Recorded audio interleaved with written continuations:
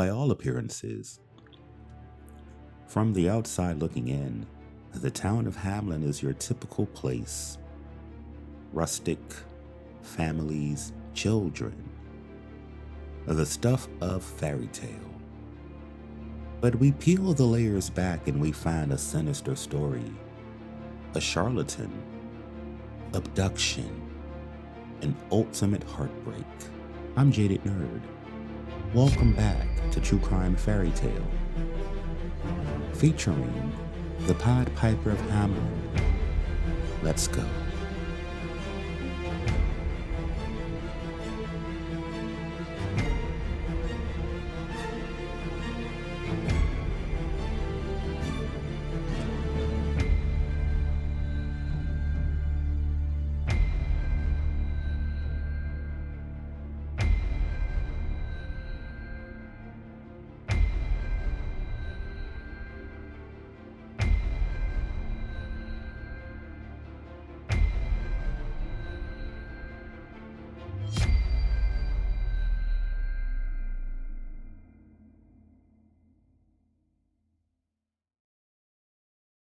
There's not much known about this individual. He shows up, immaculately dressed, flashy, gaudy, vibrant clothing, hence the Pied Piper.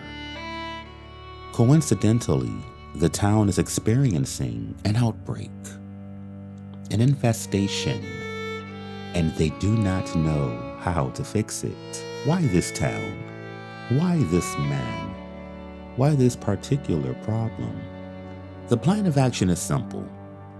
Pull out the fife, play the music, rid the town of the vermin. The rats are captivated by this music. They follow him. He leads them to a nearby river. They drown themselves and the town is elated. The problem is solved. But the next layer of our story presents itself. A story of Renee.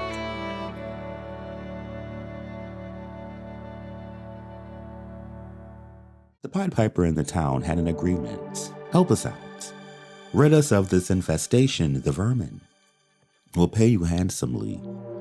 He happily obliged, only to be met with resistance.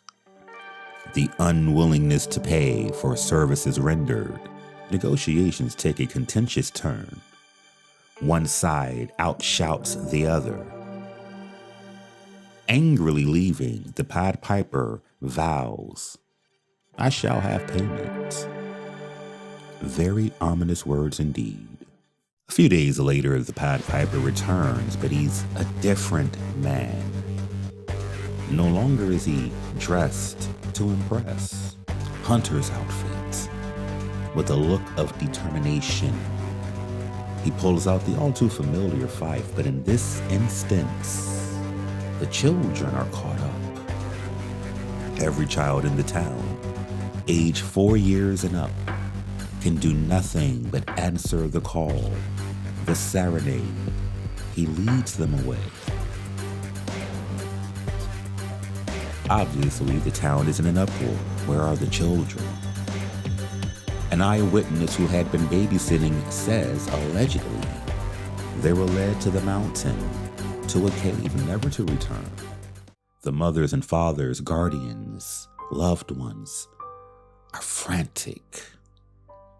More than 130 souls were lost that day, all because of Renee, a lie, and a possible greedy charlatan. This story is referenced and talked about in the town of Hamlin to this very day, the present. An eerie reminder of what could happen when a promise is made, but it is not kept.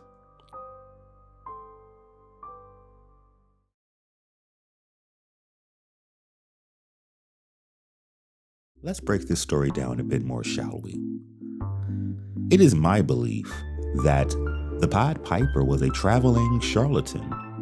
I believe that he had an extensive network of spies and people who performed reconnaissance to scout out these different locations to learn what it is that they may have a need for. Perhaps it's to rid the town of infestation. Perhaps it's to peddle new wares they had never seen before. My gut feeling gives me the inclination that the convenience and coincidence of the town's problem and the very specific skill set of our Pied Piper are too close to miss. The anger over not being paid seems simple, but if we dive deeper, he'd be aware of how much money, how much revenue, how much value the town actually had. When the contract and agreement had been reneged, he knew that they had more to offer, more than they were willing to give. The anger, the narcissism, the hubris that lies within prompted and motivated him to come up with his most sinister scheme yet.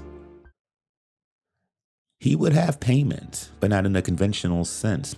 So this alleged charlatan traveling from town to town, village to village, collecting money and accolades, living their best life. Sounds good. The town gets what they need, he gets what he needs. But if you cross him, it could be devastating.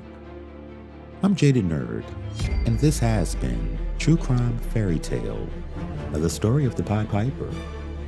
A charlatan, a traveler, a businessman, a town, a story of renege, and ultimate abduction, heartbreak, and mystery. This is True Crime Fairy Tales, and we shall definitely convene next time.